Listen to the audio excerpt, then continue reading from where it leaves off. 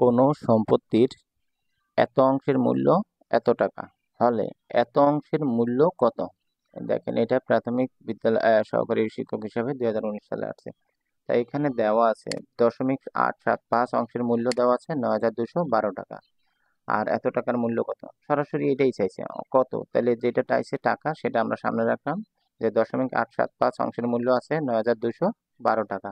তাই এক অংশের মূল্য কম হবে, এই জন্য এটা ভাগ হবে।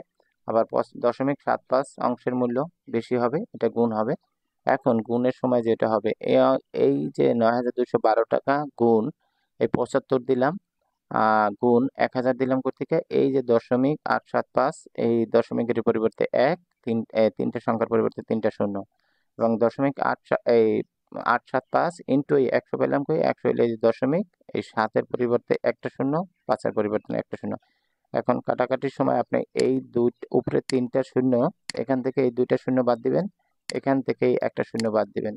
তাহলে দেখেন আপনার অঙ্কটা দ্বারা এরকম, এখানে দ্বারা এটা।